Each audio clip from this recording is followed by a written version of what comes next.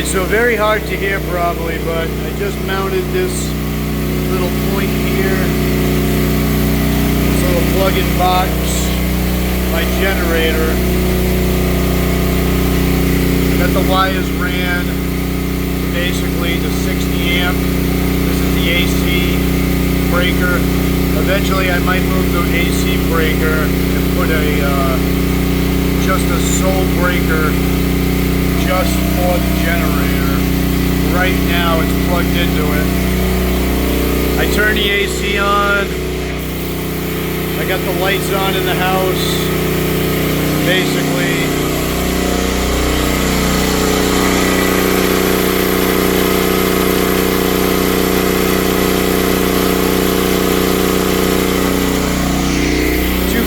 I don't know if that's the volts or not, but that's what I got running there. We'll go look at the AC compressor, the air compressor outside.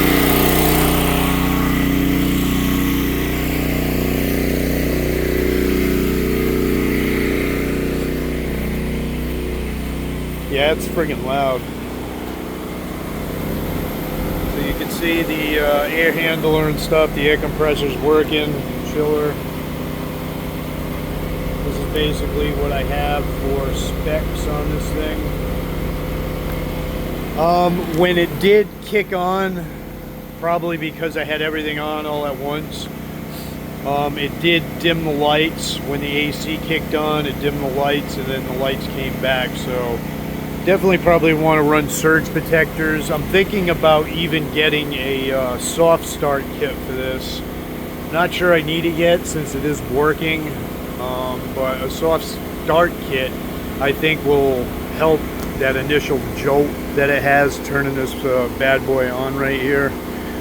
So yeah, the thing is super loud. It's actually pretty quiet when it's obviously not trying to do a charge.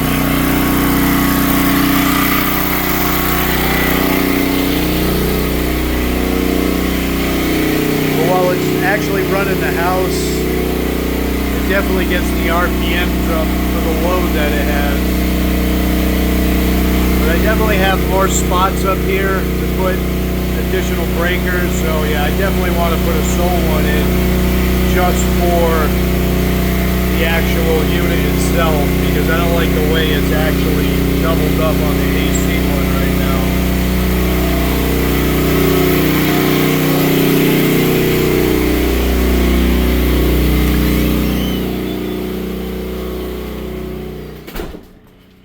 All my Googles and stuff went off, so I gotta wait till the computer or the router plugs back up. But right here you can see the AC is cooling. It's very cool in the house.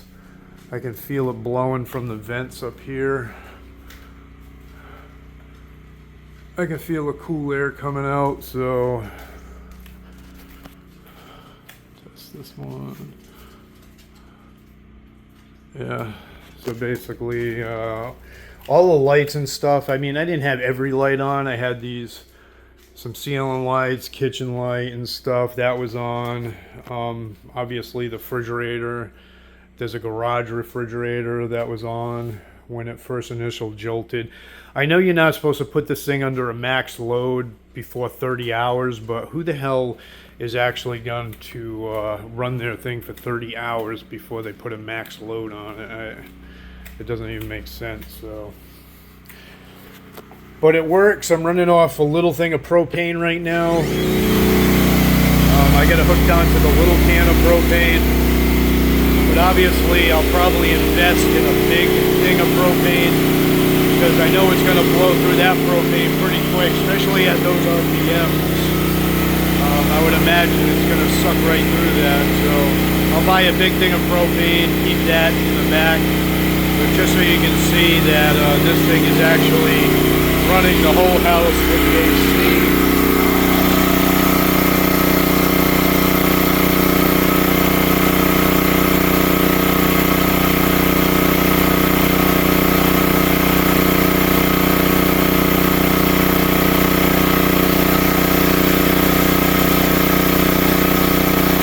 Automatic idle down, but I know that's not going to even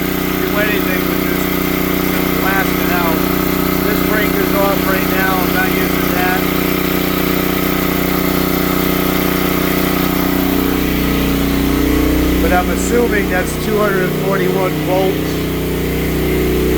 that it's throwing into this thing right now to run everything, so I'm thinking that's what that is.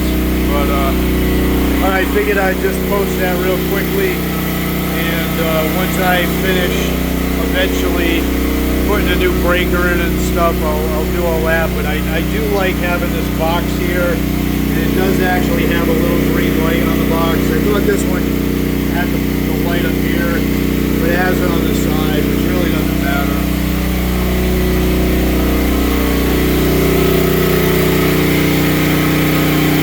And the remote did work.